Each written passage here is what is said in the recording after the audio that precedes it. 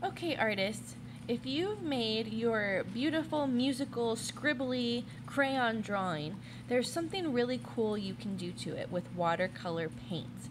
And this is called a resist painting because you can paint over the crayon, but the crayon's made of wax, so the water will always push off of it and show through.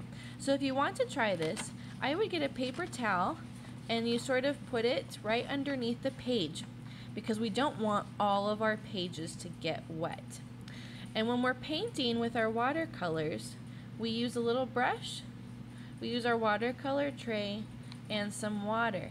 So we dip our paintbrush in the water and pick a color. I'm gonna start with some green. I add some water to my little bucket, and then I start to paint. Oh, and see how that yellow and pink show up even though I just put green paint on top of it? It's super cool.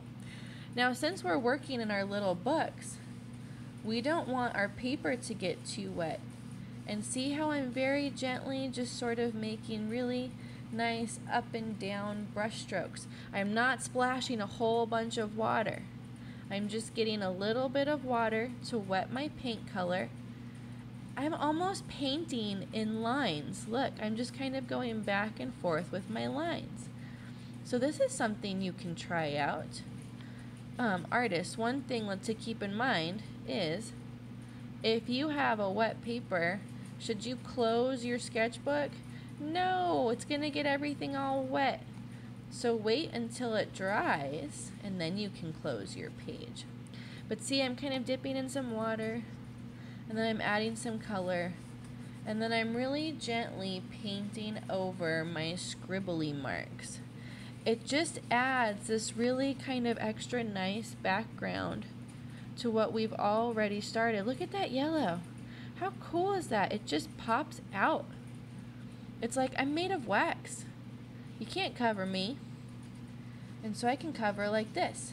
And since I have this paper towel underneath, all my other pages should be safe from the paint, because we really don't want to get all of our pages wet. It'll be really tricky to work with. This is just kind of a special activity if you have these kinds of paints available. And if you feel like something's getting too wet, you can put a paper towel on top of it to soak up some of that extra water. And if you feel like your paint isn't moving around at all, you might need to put a little bit of extra water on your brush. So give it a try, artist, and see how you feel about it. That is a crayon resist painting.